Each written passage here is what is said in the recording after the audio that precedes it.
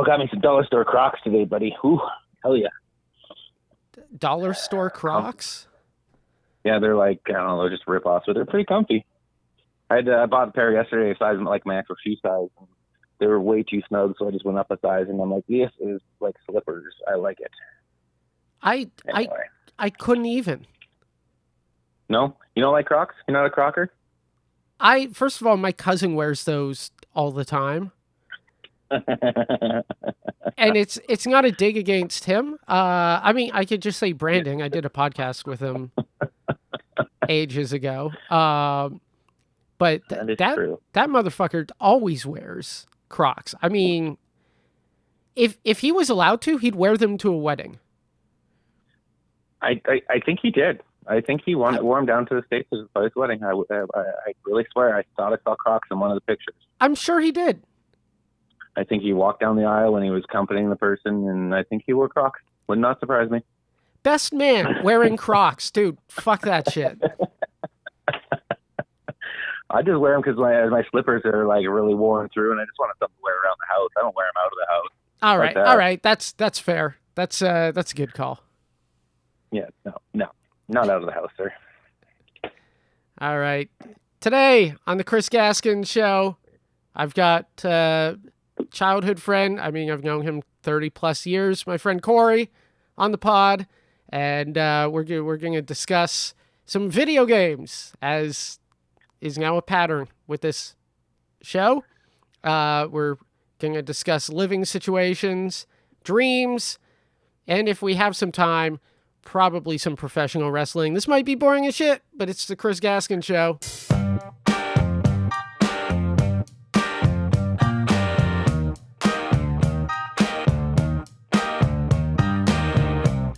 Well, thanks for having me. I appreciate it, buddy. This is going to be boring as fuck, but it's going to be fun.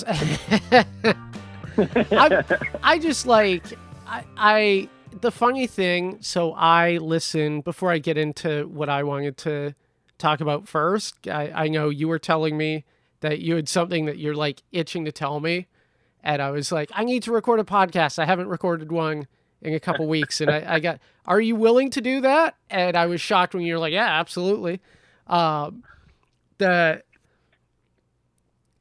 actual thing is I actually listen to a lot of talk about pro wrestling, and me being the idiot that I am, I do listen to guys that I'm like, I agree with that guy more than not.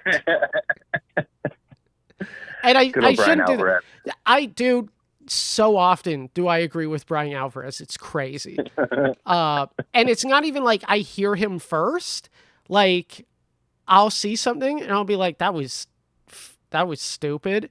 And then he's on his podcast going like, let me tell you why this is stupid. And I'm like, that's right. Preach. That's right. That's right.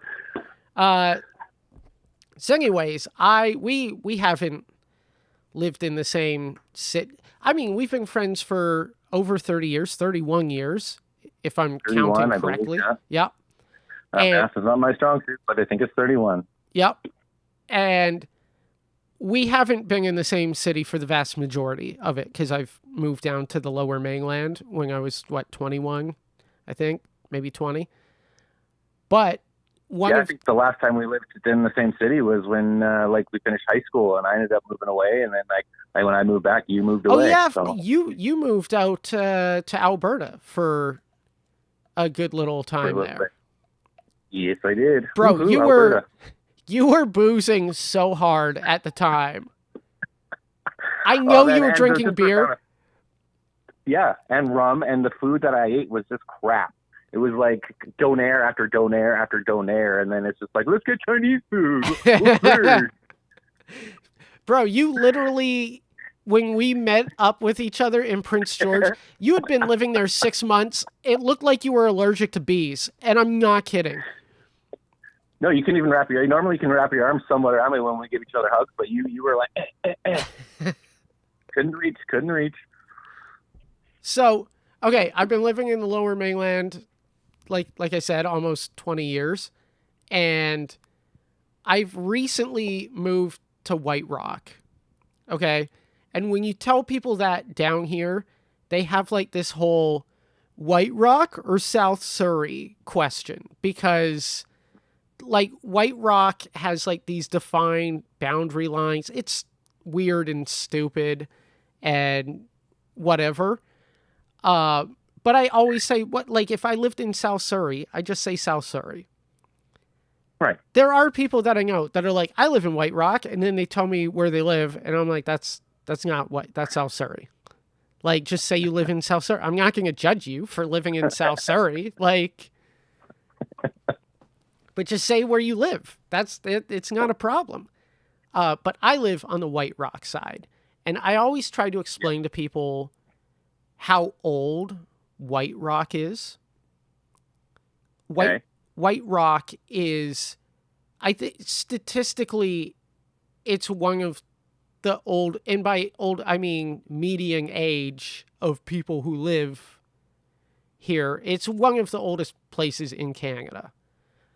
So it's like the South Florida of BC, where it's just old people, like 80 plus, 70 plus. I mean, yeah, but not as crazy. And without the ridiculous hands. No, there's still the ridiculous tans. It's ridiculous tans, blue hair. You know, that's where it's at. When people ask, they go, it's not that bad. Like, there's younger people moving here, and it's like, that's true. There are younger people moving to White Rock, and there's like 20-story high rises going up in the area, like pretty rapidly. But I'm trying to explain to people, they're like, well, it's not that bad. And I go, okay, let me put it this way. Like, my day job, when I first moved here, I mean, it shifted an hour earlier, so it's not as bad. But my day job was a 9 to 5, and I had to commute into Vancouver. Okay, so I would leave at 7 a.m. Nothing would be open at that time. It's 7 a.m. Nobody's up. I'd get back into White Rock at 6 p.m. Nothing's open. It's all closed. Everything's closed.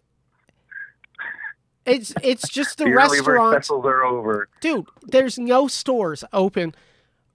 There's a mall. Now, technically, the mall's on the South Surrey side of 16th Avenue. It's called Semiahmoo. Mm-hmm. Mm-hmm. Every clothing store just has a bunch of sacks. You know, the underwear that it's like, hey, your balls hang low. You want to prop them up real nice? They all have sacks, and they're all 50% off. Okay? Within, I would say, let's say a 5-block radius of where I live. Within a 5-block radius. Okay. Imagine you're old. Imagine you're retired. You're at the end of your life. Relatively, you know? Yep. I feel it. The shops around you are going to change. The shops where you live pertain to where you live. And realistically, wherever you live, you should be able to get everything you need within 15 minutes from your house. Sure. In an urban setting. Okay, if you live in the middle of buttfuck nowhere, like my brother does, you know, you can't complain about that. Like, that's a choice. That's a life choice for sure. That is. So, this is how old where I live is.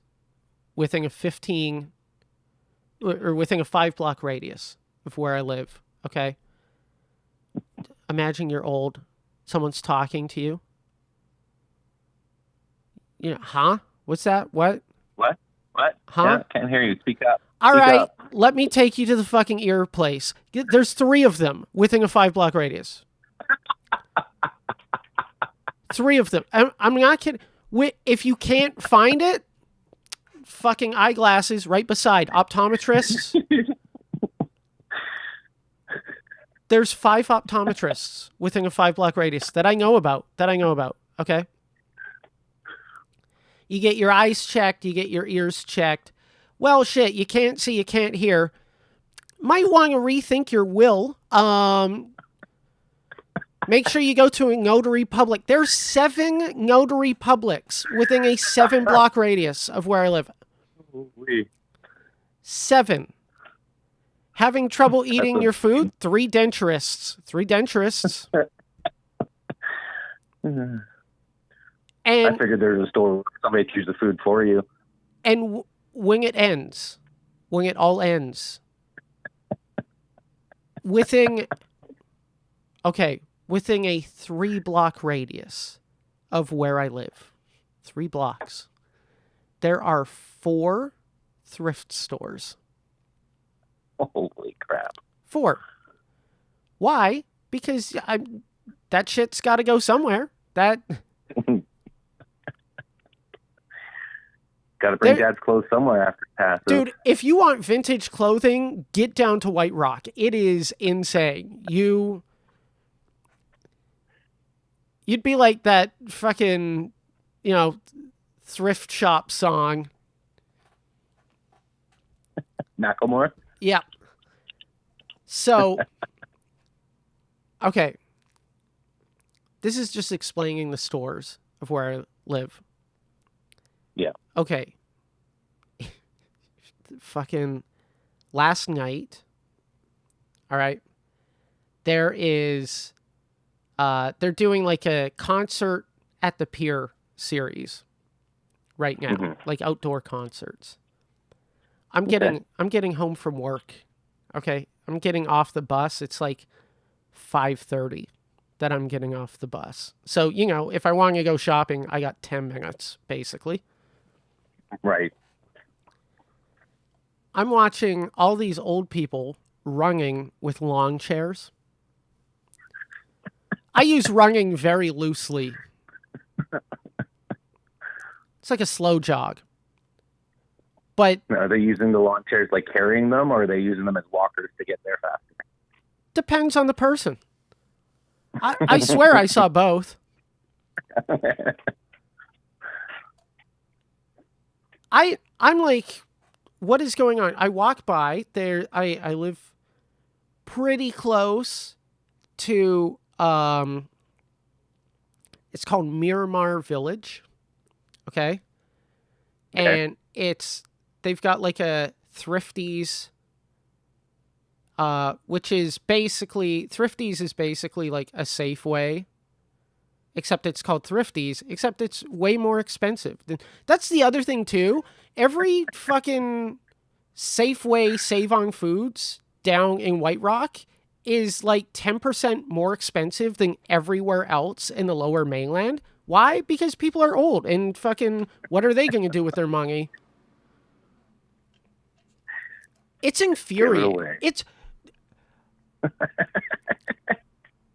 I get like a thing of yogurt, okay?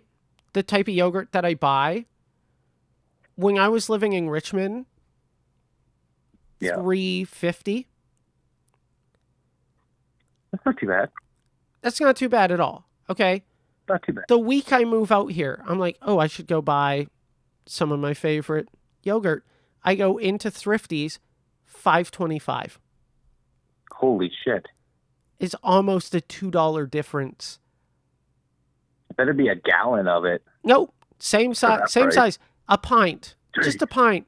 Jeez. Yep. Jeez. It's brutal. Okay. That's crazy. I'm walking by this. They have like this outdoor like fountain area in the middle of this plaza. Okay. Yeah. There's a few restaurants and a little microbrewery pointing in to it. And then there's like apartment buildings. There's the Thrifties. This is what this Miramar Village. And as I'm walking by, there's a ton of people sitting there in long chairs already. And I see like a drum kit. And I'm like, the fuck is going on? I get home. I go onto like Instagram. And I just search White Rock, Miramar Village. Enter. There's a photo. And it's like, it's the concert at the pier series, which, by the way, I live up the hill, nowhere near the pier. It's not even it's like a shitty little plaza. So I'm like, oh, there's a concert. What's the concert? Doug and the Slugs. Doug and the Slugs. That Holy is shit. the oldest thing, that old people runging with lawn chairs. By the way, the concert started at 8 p.m. What? That's insane. You're 80 years old. You're like, I love Doug and the Slugs. What time's this concert? Cool. I'm going to be there at 5:15.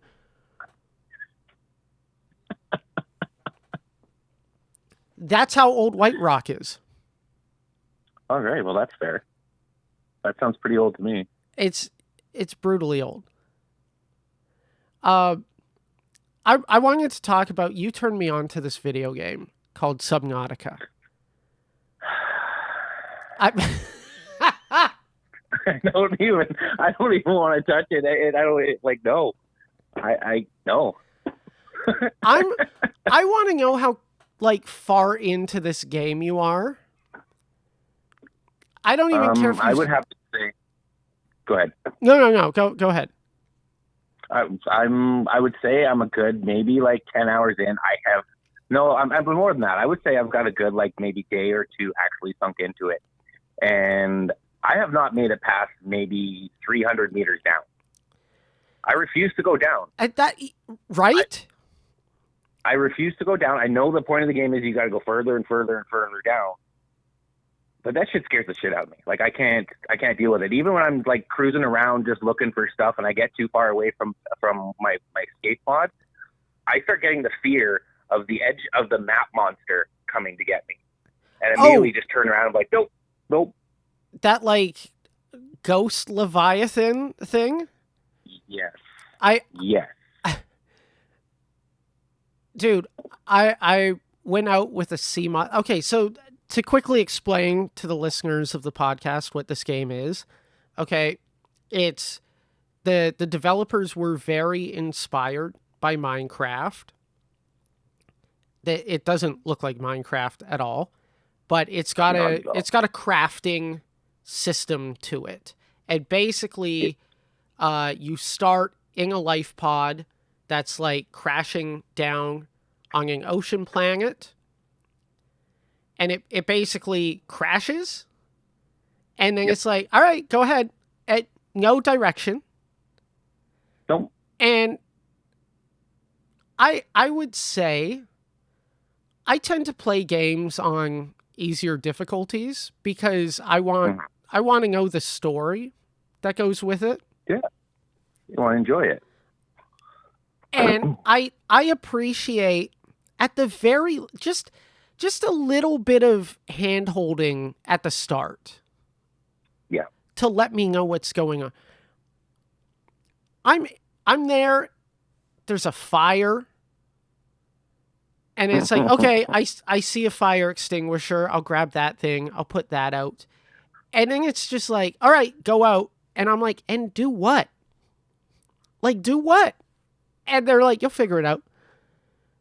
Pretty much. I think you've missed the part too where there's there's video recordings that play. So it does kind of push you a little bit. So it's like, oh, go find this. Like, oh, there's somebody recording like a message and it's like they must be alive. So go and find this pod that's like 800 freaking miles away and you've got to find it. And then you just, yeah. Okay. I start freaking out. I'm like, I can't find it. So it took me a minute to figure out the radio system. Okay.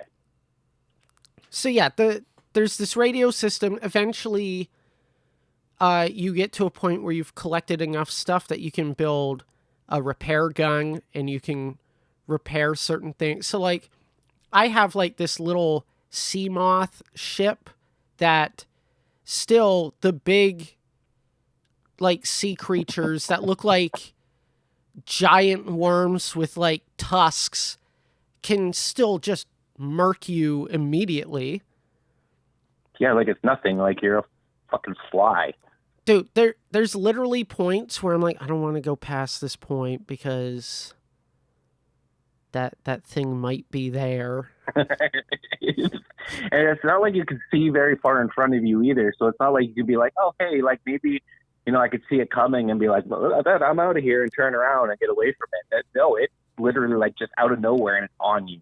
It's so interesting being at a point where you're like 150 meters deep in your sea moth and you look up and you can see it off in the distance and you're like, fuck, if I go farther, he might come at me. Right? Or the clicks the sounds that they make too. You're like, oh shit, he's in the area. Yep. And then you immediately start panicking and you're trying to find something to hide behind and you look right and all of a sudden you're right there and he's getting you dead. Yep. So I'm wondering, I'm at the point with the sunbeam countdown. Yes, I've already passed that. So I'm assuming, given the amount of time you've spent in the game, that you've passed this. Yes. I have built the saddest base you'll ever see. Mine's not much better, I bet. I put it in the wrong place. It's not even connected properly. I can't connect it. I've tried. I can't. It won't do it.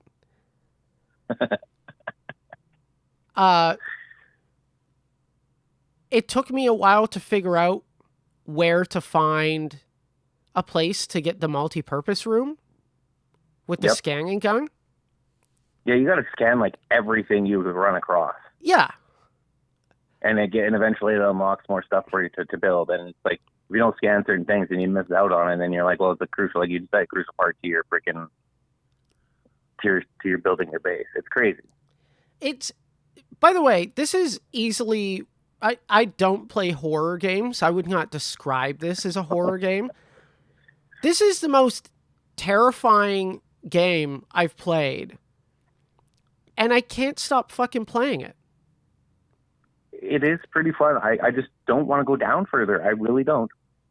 I'm just happy on the top of the water here. Like, I'm happy. It's nice and blue. There's some cool little fishes. And, you get to see a cool little monster every once in a while. And you're like, I can get away from him. I'll go to my life pod. I'm safe. Okay, cool.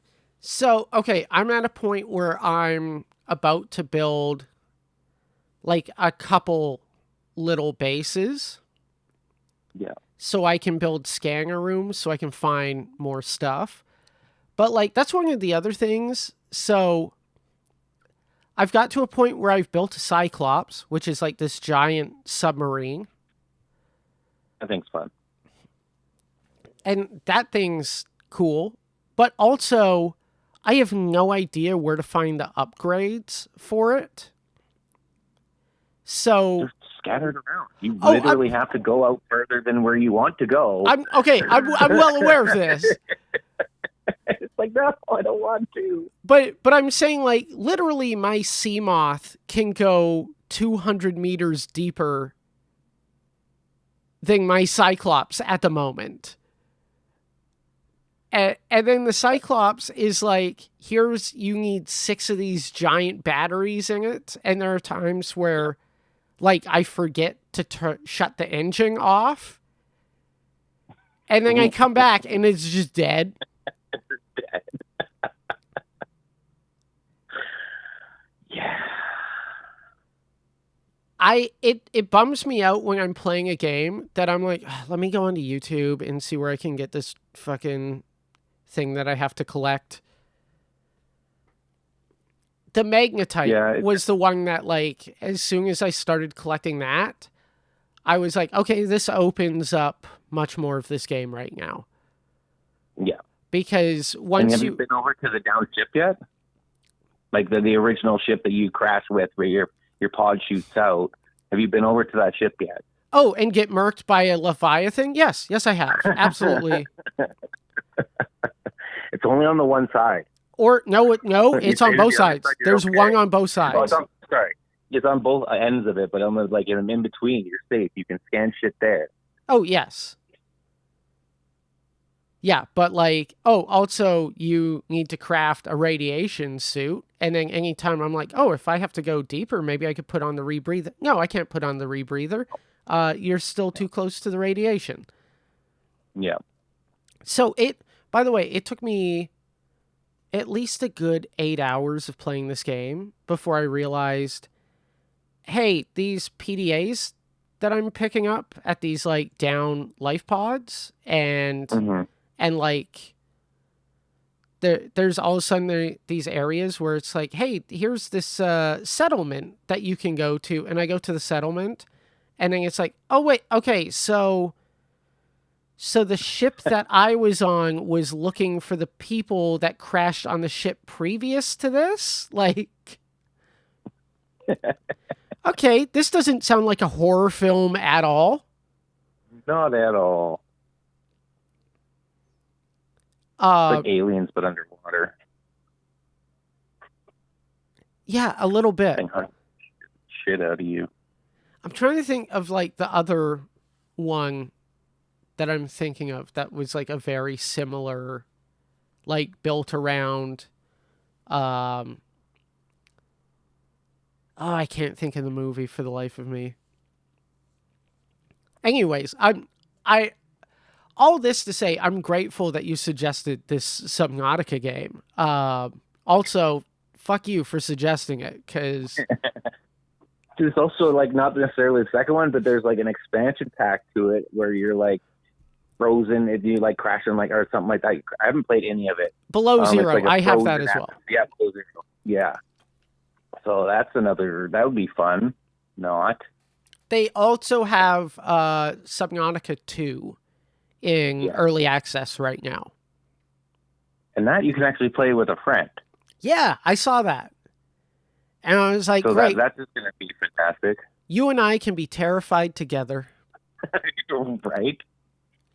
Come I'm on, swimming. man. You're not swimming fast enough. Just 250 meters. We can do it. We can do 250. And just leave it at that. We can survive. It's very interesting because it's one of those games where as I'm playing it, there's part of me that's like, if I restart it, now I kind of have an idea of what I'm doing. Yeah. I've done it a couple of times actually.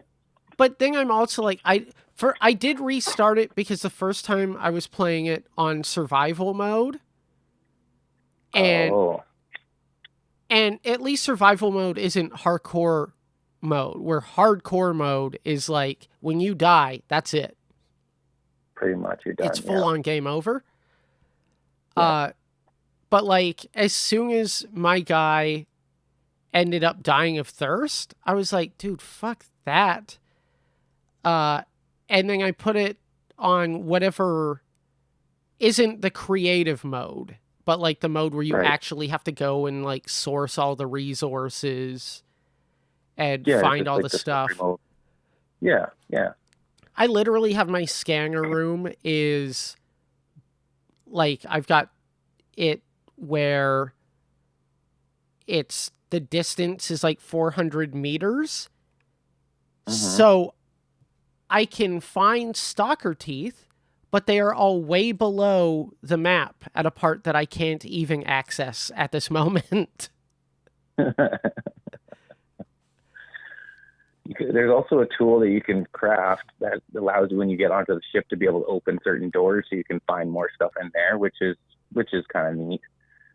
And then I don't know if you've been on that ship yet. Then you run into like these like crabs with giant eyeballs, and they're just freaky as fuck. Oh yeah, those crabs are like everywhere on that thing. I find myself running. Yeah. So like I reached a point on that ship where I can't really go much further. Yeah. I think now that I do have the laser cutter, I might be able to get past the point where I was. Yes. You should be able to get a little bit. It seems like it keeps you in stages. Like it'll allow you to get to a certain amount of things, and then it's like you got to find this in order to get a little bit further for that ship. There's definitely like a beginning of the game, middle of the game, end game type deal where you're collecting different resources. And judging by what type of resources you're grabbing, it's clear that it's like, oh, this is like mid-game type stuff. But Mm-hmm. it took me, so it took me 8 hours to realize that all the PDA stuff has like audio logs that you can listen to in your menu system. Yep. So it took me 8 hours to go like, oh, there's an actual like fucking story that's going on here. Yeah, why you ended up crashing, or why you came there in the first place. Yeah. Yeah. It took me that long to like, oh, there's audio logs, so I could actually, like, I thought because every time I picked up a PDA, it was just like, hey, also you unlock the ability to build this thing. And you can't even listen to it. You can't, if I remember correctly, you can't listen to. I haven't played it since I got rid of my Switch. But you can only bring them back to your life pod. You can only listen to them there, if I'm correct. No, you so it's can. Not like you can collect it again. Okay. No, you listen to them in your like pause menu. Oh, okay. You know how there's like you can pause the game, but then there's the like menu where you can check like what can I build and what can I like pin to my screen so I know, okay, I have to grab 3 of these things. And right, like okay. I do like that system of like, okay, if I have to make a computer chip, I can pin the computer chip so I know what I need to build a computer chip. And then that part is really handy. Yeah, it's nice and handy. But then also like sourcing some of like it took me a while to figure out where to find lithium. Mm-hmm. And then, like I said, the magnetite was the latest one. And now there's one where I'm like, ooh, I want to get that suit, but I have no idea how to make this like mesh stuff. So there's a lot to it. It is interesting trying to figure out the progression of how to build more stuff. And then one of the other things that I noticed is like you could craft something and then it's like, hey, you crafted this. Now there's 3 other things that you can craft using that. And I'm like, yeah. Well, why wouldn't you just show me that to begin with? So that way I know, hey, crafting that is important. There's literally been things where I'm like, I'll probably never need to craft that thing, so why is that there? And then the second I'm like, I'll unlock something for, like, building your ship a bit better or whatever. Mm-hmm. And I'm like, oh, so, okay, well, I'll have to craft one of those things. And it's literally, I craft one of those things, and then I get a message like, oh, also, you can craft these 3 things now. And I'm like, oh, so the second I crafted that thing, now I know how to work my way to craft this other thing. Like, fuck you for designing it this way. To say the devs are definitely fucking with you. It seems like they're trolling you a little bit with that, hey? Yeah. Yeah. It's a fun game, and there's so many like different areas, and once you start kind of figuring out like areas, it really helps once you get beacons, because you can put them somewhere and you can be like, all right, so like you can name whatever you want. So like there's like, as you're swimming around, you find like there's one spot where I started, it was nice and clear and blue, I could see for a while ahead of me, and then you get to another area and it's really murky, and there's all these like algae infested things, and then like I was telling you before, there's like a mushroom kingdom almost, and like a giant mushrooms under the water, and yeah, you can just name it, kind of get around a little bit easier. But it like took me forever to realize that too, and I just swimming blind for the most part. Dude, and that's terrifying. I had the beacons, and I had like a few of them labeled out and kind of knew where they were. And then the second you told me when we were talking about the game that like, oh yeah, you can name your beacons, I was like, God damn it, Gaskin. That. And then I'm also thinking like, of course you can name your beacons. And then I'm like, how? And I'm going into the menu system, and the menu system's like the name of your beacon. And then you were like, no, you have to go to the beacon and click on a certain spot of the beacon. Yeah. I was just like, Nope. Okay, all right. I can keep down on the seafloor and watch that Leviathan ahead of me and slowly creep up to the beacon. All right, this beacon is named Certain Death. That's the name of this beacon. Stay away. It's like Yeah, half. if you're really thinking, you just get to the edge of the map where they're freaking where that Reaper, whatever the Reaper is, of the Ghost Leviathan. There's so many Leviathans that I can't keep track. And it's like the edge of the map one, and just put it right on the edge of all the corners, so you know where you can't go.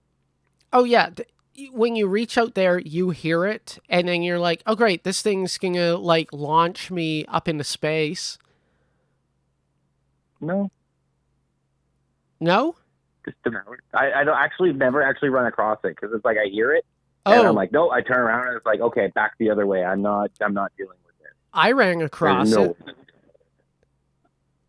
I ran across it, and it was basically like I was a beach ball at SeaWorld.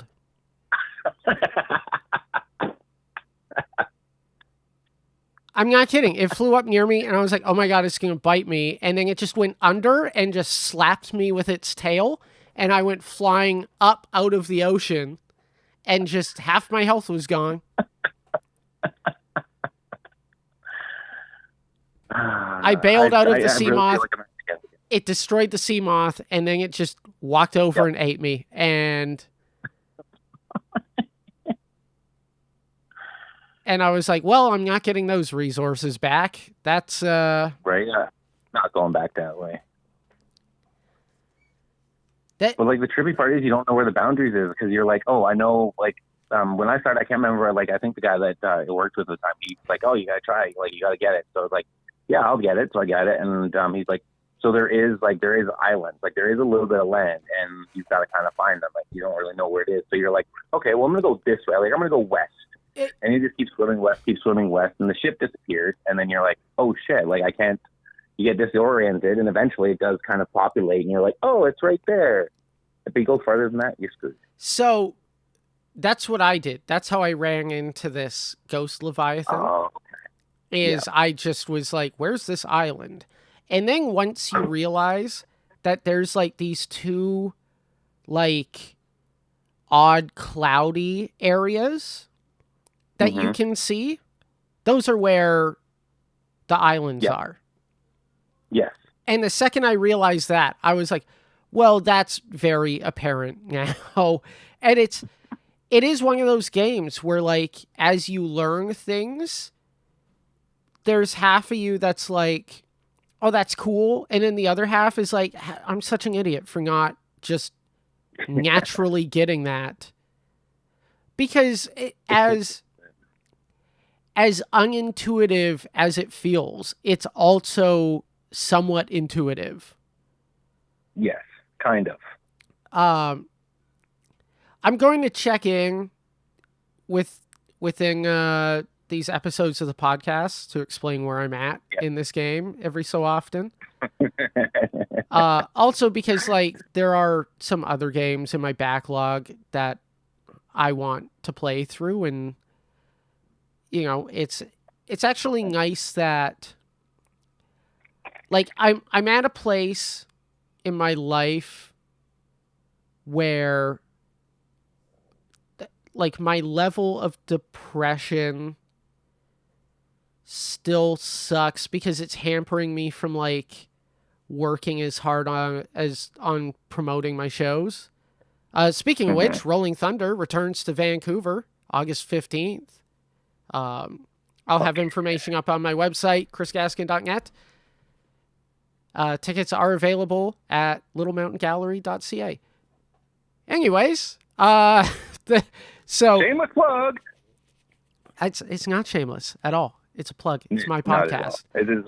It's damn it, you got me there.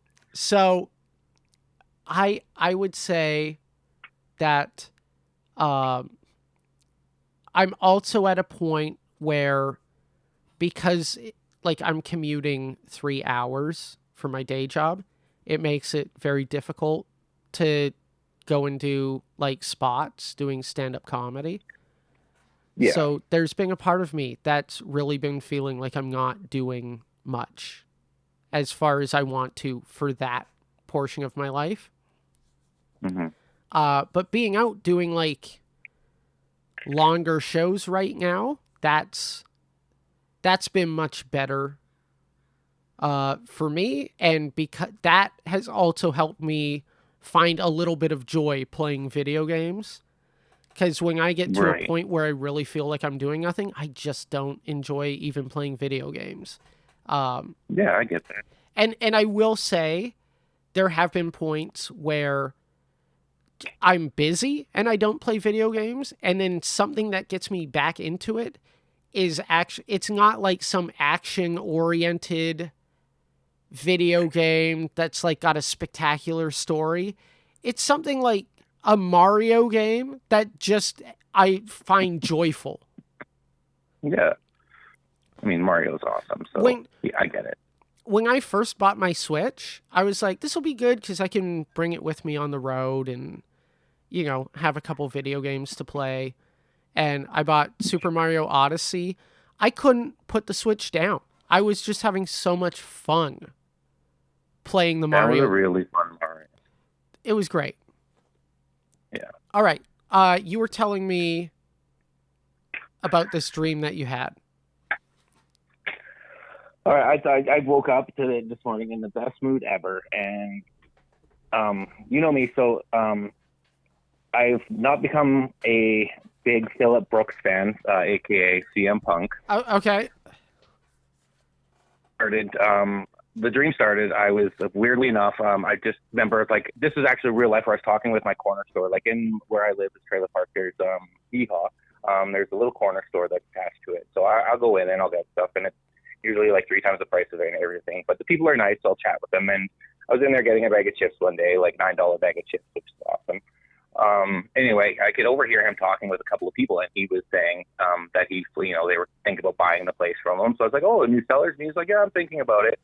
So anyway, like a couple days later, which last night, somehow it started out where I was in the corner store, but it's in my trailer, and I like walked around the corner into my kitchen, and there's like this wall that's put up, and it's like, what the hell? And it's like all of a sudden just this little room, and it's like the convenience store, and I was like, that's just weird. And all of a sudden, I don't know how it happened, but Phillip Brooks, CM Punk, walks in, and then we just transport to I can't remember where it was, but it was just like out in the middle of nowhere, not necessarily nowhere, but in the city. And we're walking along, and I believe there was somebody else that I knew that was there.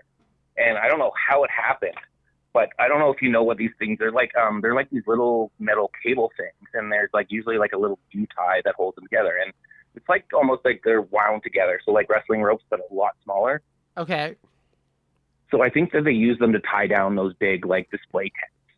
So they'll tie them off to a big cinder block or whatever, right? So it holds the weight down. Yeah, I know what you're talking about.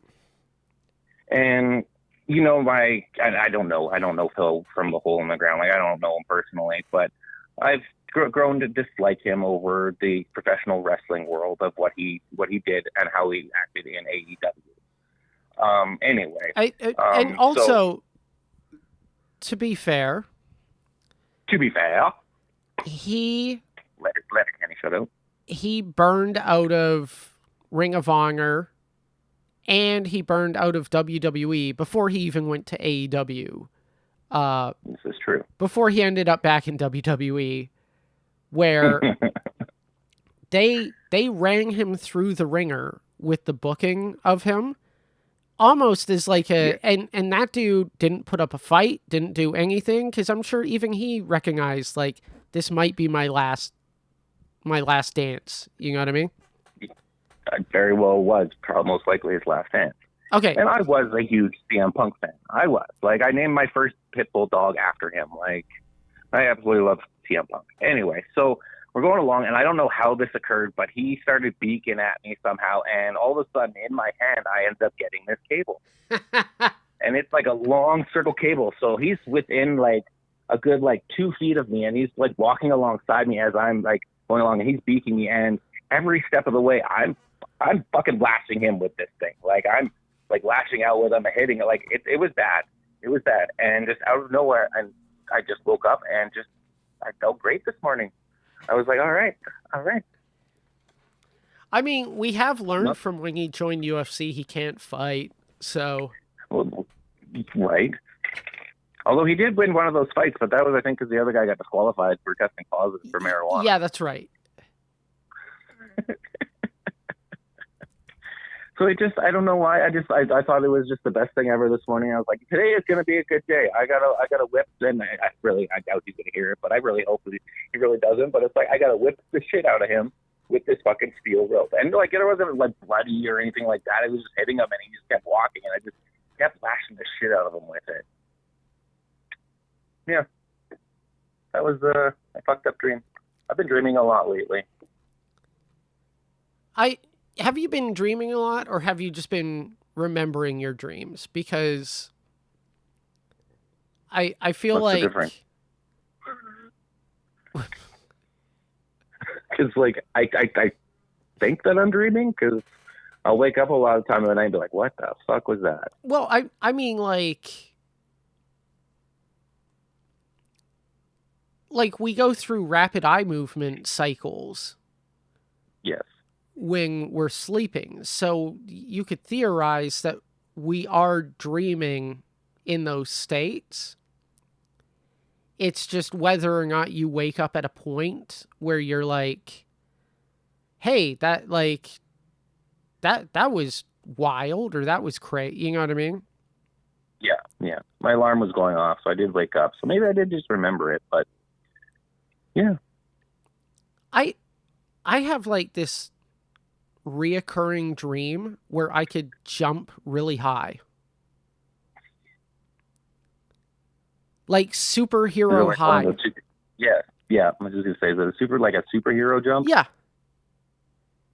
I can't fly. It's almost like, would you say like Hancock when he was like trying to take off for the first little while? He was like jump and fall, jump and fall, jump and fall kind of thing. Well, no, in Hancock, it was more like, hey, when you're landing, you keep crashing and destroying the road. Like, can you try and do that without doing that?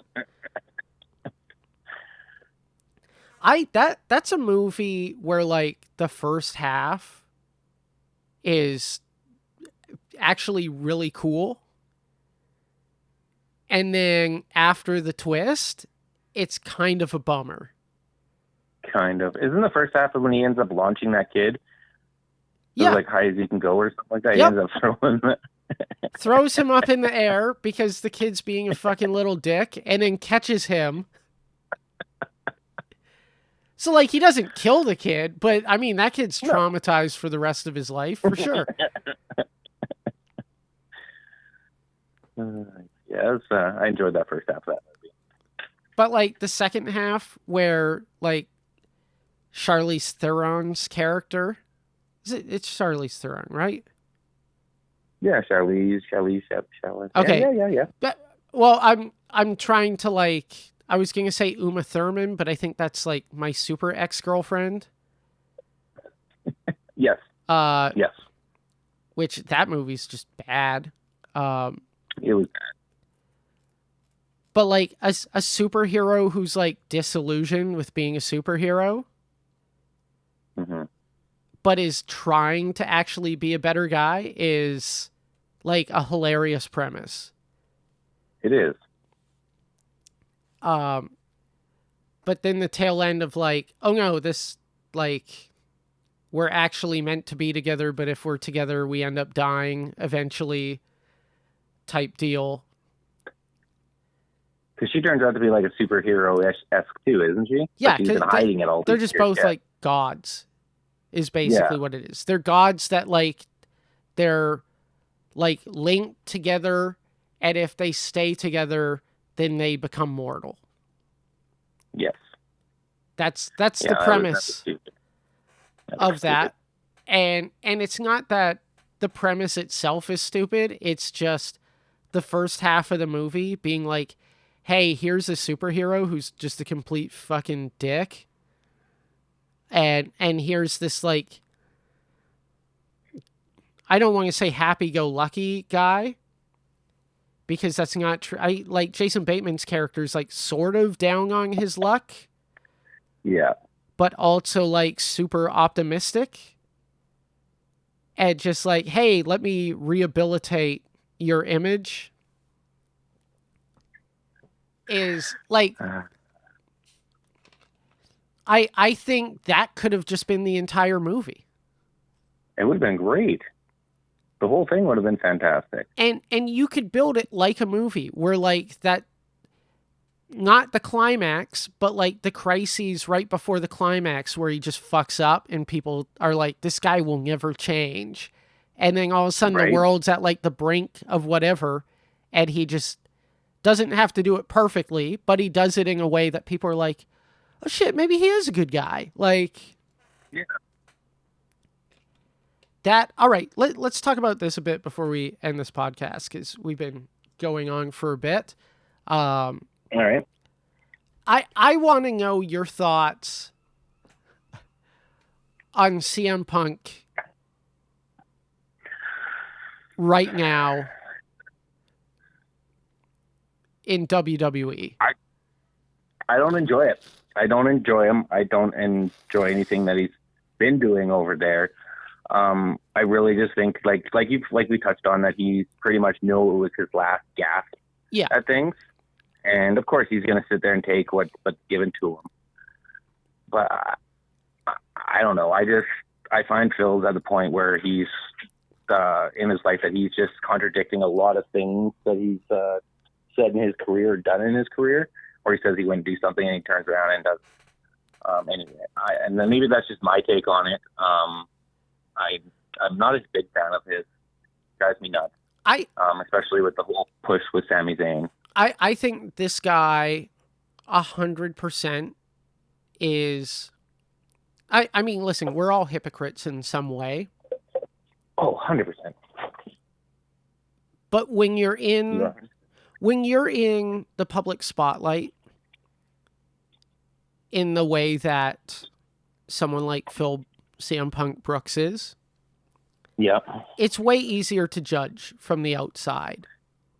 Sure. Sure. And I mean, he's been that person who, you know, has described himself as the underdog, has described himself as like the voice of the voiceless, or, you know,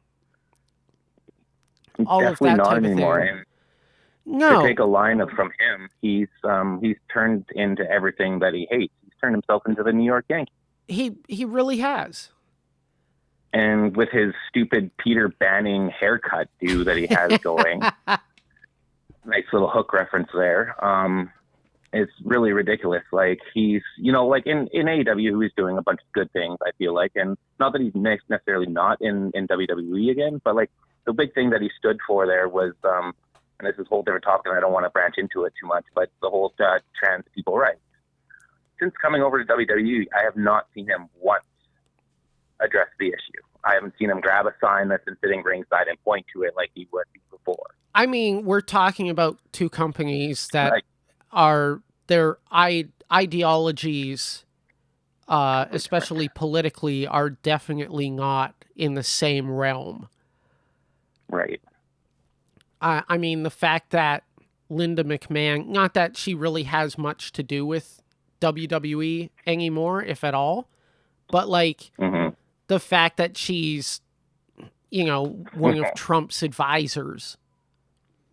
Of education. Yeah, if she's even in that position still or whatever. And I don't even want to open that can of worms right now. But I mean, like these are all people that, you know, are basically like, hey, let's bring Trump to WrestleMania or whatever type deal. Yeah. And for headlines, I kind of get it. Oh, for sure. I'm not going to lie about sure. that. No, for sure. But at the same extent, it's one of those things where it's just not a good look. No. And still going around like assaulting fans again. Like I get there was the one moment there where him and his wife and another wrestler where they were, I believe it was in a hotel, like in the lobby of the hotel, and they were like embracing each other, and some guy grabs his phone and is recording it. And what does Phil do? Like smacks it out of his hand, steps on his phone, kicks it, and gives the guy a shove. It's like this is the Phil of old. Like this is the same Phil that we know. He's just trying to hide everything. I mean, I've heard different accounts to that story where Sure. like the guy was filming his wife's ass and stuff like that. Mm, Uh give I him that. I Not wasn't the there. guy, but I've heard, like I said, I've heard different accounts. That's just one of yeah. them that I've heard. So who knows? And I'm going to say this again, to be fair, To be fair, even if you're in the public eye, you do deserve a right to at least some extent of privacy. sure. Being that much in the public eye, you're foregoing some of it for sure. But Well, like, that's yeah. I mean, I'll give you this example. So I was out with my cousin, and we went to Dairy Queen one day, Hmm. and the former Calgary Stampeders and BC Lions coach Wally Buono Yeah. was in this Dairy Queen. Okay. And immediately my cousin's like, hey, should we go say hi? And I was like, dude's just trying to buy a like ice cream cake. Yeah. Like let him just do what he's doing. Also, I mean, I said no because there's no way, like 15 years. I'm still like, really? Not Casey printers? Really? Really? Like, I for sure would have said that 100%. If you know, you know. I would say, as far as bringing Phil Brooks back to WWE, there has been one storyline that he's been involved in that I've enjoyed. Hmm. And the rest of it I've just found to be not great. And also, I found WWE storylines pretty much for the past couple years to be not super engaging. No, pretty dry. Not And it seems just with very him. repetitive. No, with everybody. Yeah. Not necessarily everybody, but a lot of like the big stars that they've got. It just everything just seems to be really cut and dry and just not enjoyable. That's just my part of that. I mean, I would argue that the best thing that they've done in like the past 3 years was the right before Survivor Series.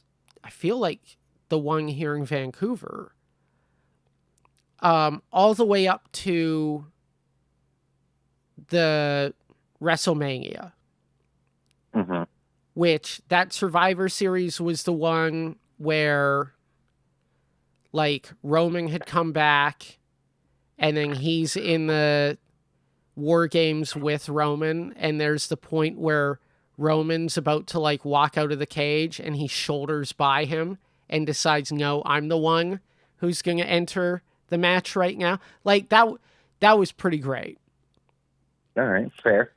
And I thought relatively the build to that triple threat of Roman, Phil, and Seth Rollins Yeah. was okay. But kind of everything after that has not been great. And then also, him making his surprise return. I'm doing air quotes that you can't physically see, but I'm doing them.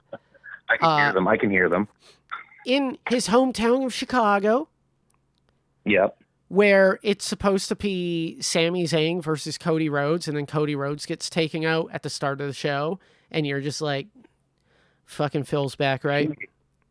Yeah, gee, I wonder who that's going to be to replace him. Fucking Phil's back and he's going to win this title. And this, Sami Zayn guy who's been awesome for like 5 fucking years on. Mm-hmm.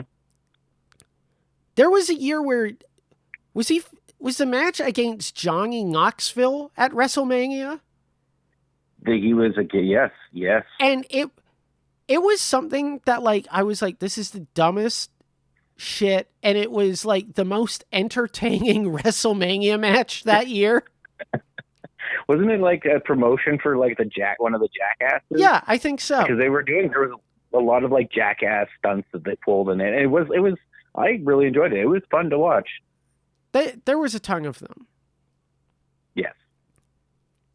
I just find at this point it's very rare that I find myself like sitting and watching an entire WWE show. Mm-hmm. And it's not to say that I'm loving what AEW's doing.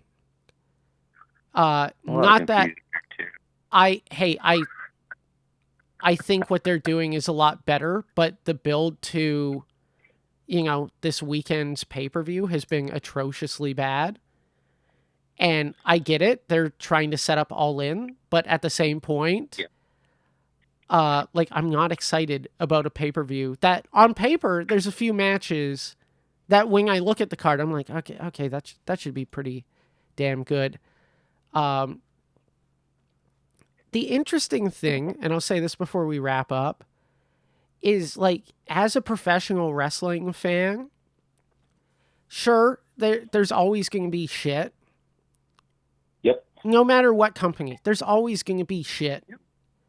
Of course. I would say in the past, like 5 years of professional wrestling, there have been some of the greatest matches I've ever seen. I would say the in-ring quality amongst all of these major companies has been incredible. Yep. Like, as much as I look at WWE's booking and I'm just like, dude, like, fuck that. I'm like, what are you guys doing? There's also points where I'm like, dude, fuck that. But that match was okay. Mm. That's fair.